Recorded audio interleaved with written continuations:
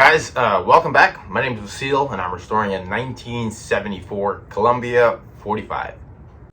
This here is the boat currently sitting in the Coronado Bay. In today's episode, guys, I'm going to be fixing the anchor, and I really need this anchor to be working when I take this boat out for the first time because there's been some shady happenings when I installed that motor. So just to be safe, if that motor ever goes out when I'm underway, I really need the anchor to be working so I can stop this boat and not crash into anything. So that's vitally important. So I'm gonna go ahead and show you guys what the anchor looks like at the moment and go from there. Okay, this is the actual anchor. Anchor looks pretty good, but the problem is this is the winch that operates the anchor, and it is electronically operated. So we're gonna go ahead inside and I'll show you what the problem with that is.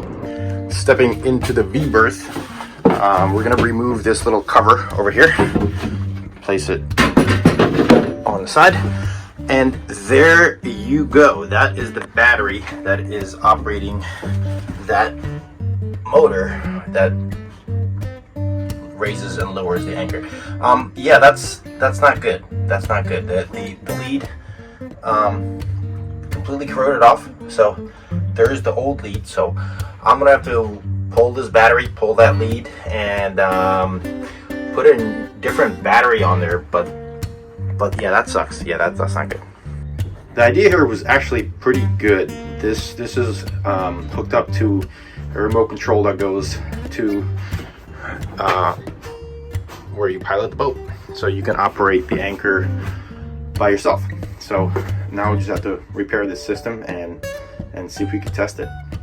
Okie dokie. So I pulled the battery and now I have to pull those leads. They are thick on this end and that hole is not big enough, so I'm gonna have to go in and disconnect those leads. But this here is the battery. What do you guys think? Is that in good shape right there? I think that's good. I think that'll work. Yep, that's a good battery. Dokie. I think I have that one wire disconnected, so I'm gonna see if I can. Wait, which one is it? It's this one.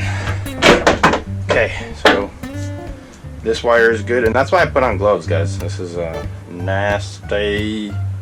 Okay, got this lead, and I actually was able to find this guy on board. So this is going to be our test lead. It's not the cleanest thing in the world, but it will work for testing. So here we go. Let's just get that other wire out of there. That is the positive lead, and we'll go from there. Okay, so I've rewired both of those leads. They should be good for testing. They're running up there. And now it's time to get the battery and hook it up. Okay, so battery is hooked up for testing. This is the part where it gets a little shady. This is the breaker basically. So I'm gonna hit this button and then listen for any weird noises. Good. Okay, so we don't have any weird noises and we have power. Excellent. Most excellent. Okay, this is the other shady part. This is the switch that he had wired up for the anchor. This is it. So the problem is this thing is not very long. So I'm over here and the anchor is way over there. So hopefully nothing goes wrong here. Let's see if this thing works.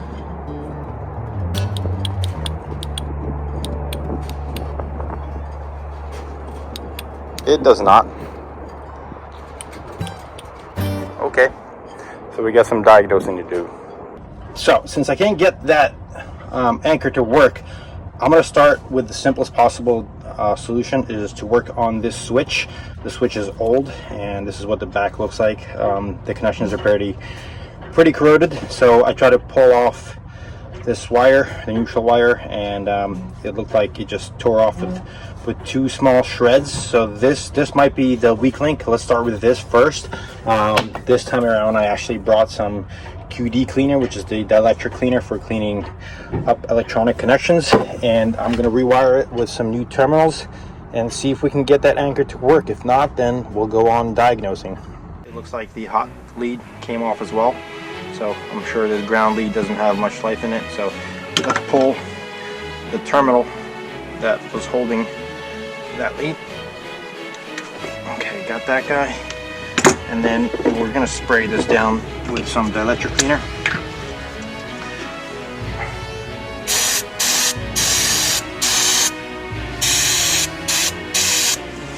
And we'll give it a good scrub with good old stainless steel.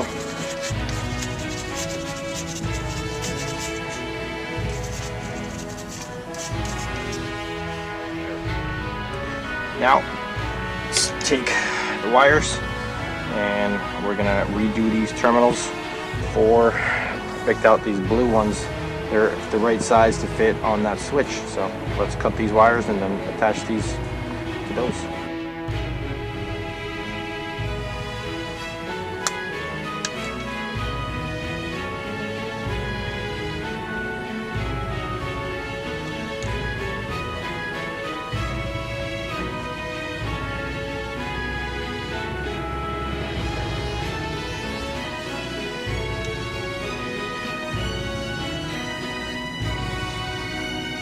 There we go. Okay, so let's see. Okay, that looks pretty good. All right, let's do the other two. They're looking pretty good. Everything's attached. Now I gotta go ahead and reattach that battery and see if we can get this anchor to work. If not, we'll continue diagnosing. Moment of truth, people. Let's see if this thing works. And nothing. Okay, so I've tested this switch. This switch actually has voltage to it. So we're getting voltage from the battery, which means that it's likely not this switch. I mean, it still could be this switch. I don't know how old it is.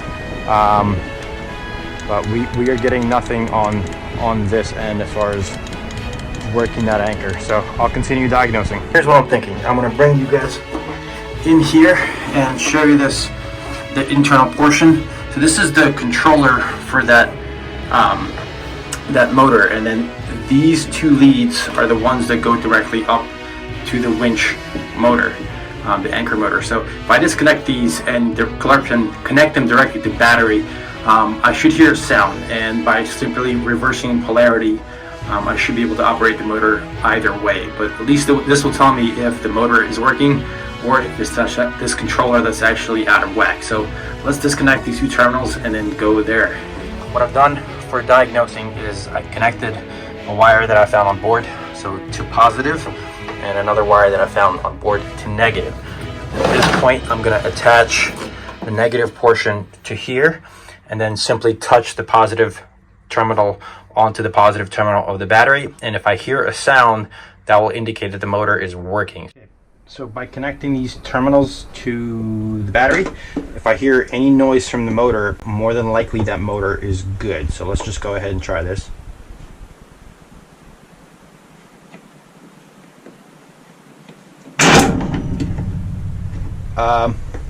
If you guys heard that sound, I think that indicates that the winch is good. Okay, so I think the problem is with the controller. Okay, I'm now in this little hole. So if you back me out, I'm in a little hole in the front of the boat. Since I heard the motor running, I guess the next step to diagnose is these connections and this remote. Let's take a look at that. Really, a much more comfortable position to work. But this is the remote. This is where the positive and negative leads that go up to the motor were connected. That is the motor right there. And so these terminals don't look that good. So it could be that these need to be cleaned. I also could simplify what the previous owner had done here. If you look at some of these wires, this wire and this wire, this guy right here, they're running up to this lamp, which I don't need. I want to simplify the situation as much as I can for diagnosis purposes. So what I'm going to do is take off both of these terminals, like these two black wires and these two white wires. Well, one's red, one's white. Shows you how he wired it. But this second wire goes somewhere to the kitchen. I don't know what's up with that. I don't know what he had wired on this. I'm going to take it off because I'm going to diagnose it from this end. So the first thing I'm going to do is take off those wires, and then this is where the remote is actually connected. These don't look that good either. So this is the remote wire, this orange wire that goes down here. I'm going to disconnect the wire on the wire end, and then just plug these terminals into the remote and see if we get anything to respond out of this. Okay, so I'm now disconnecting this controller, and I'm going to clean everything with the electric cleaner. But this is one of the major reasons that this boat needs to be rewired, is that, so this wire is black. Okay, that's our hot lead that comes in from the remote. Our hot lead that comes in from the battery is red, and normally speaking, like for normal people, I would say if you're gonna wire a boat, like wire it so that the average person can identify the colors for each wires. So this is hot, this is hot, this, either one is hot and neutral, or cold and neutral, and this is cold and neutral. So how the are you supposed to know which wire is which unless you actually know what the hell you're doing? I've got inside of those wires relatively cleaned up, so last chance is going to be to see if this remote is actually functioning or not. I'm going to take this extension cord that was running out of the equation. First, I've labeled ground positive and negative with masking tape on this remote.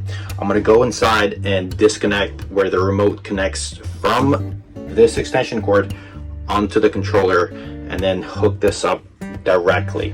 This part is what I'm talking about. So I've labeled the wires ground, positive, and negative. This is where the remote from on deck comes in and into this controller. So it goes from this ground wire up into the controller, and there's the neutral wire up into the controller, and then this positive wire up into the controller. I'm going to disconnect these switches and connect this directly to the switch that I got from on deck, and see if the switch is working or the controller. It's going to be 50-50% what's wrong, or everything works and I know it's the wiring that goes up on deck. I've grabbed a new one of these guys. I have made new jumper cables or jumper wires and labeled all of these guys. Now I crept new terminals on the ends of my new jumper cables, so they should snap directly into that remote. So I'm going to connect the remote and see if we can get this thing to work. Wires are in and everything is connected. Breakers on, batteries connected. So let's go ahead and see if we can hit down and hear any noises.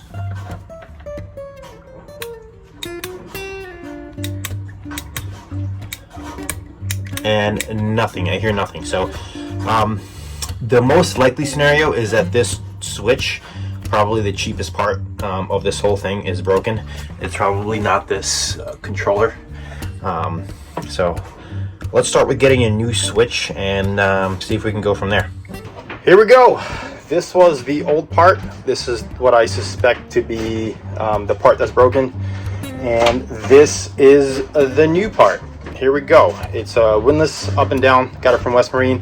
This thing was 53 bucks. Of course, it's for a boat. It's got to be more money, right? 53 bucks for a basic switch. Gotta love the boat life. All right, let's hook this thing up and see if that was the problem. Moment of truth, people. I got this thing wired up. Let's see if it works. Here is the new switch wired up. I had to change the connections on the back. These ones are screwed on. So we are good to go on the breaker.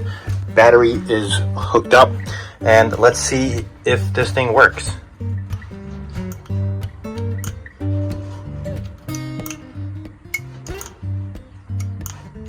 It does not. So perhaps this wasn't the issue. First thing I'm going to do actually is double check, because these weren't marked where to go with ground, neutral, and hot. So I'm going to try rewiring this a couple more times and see if that works. Other than that, I gotta assume it's the controller. Just doing a little bit of testing before I start. Go ahead and diagnose this thing further. So I have the tester hooked up.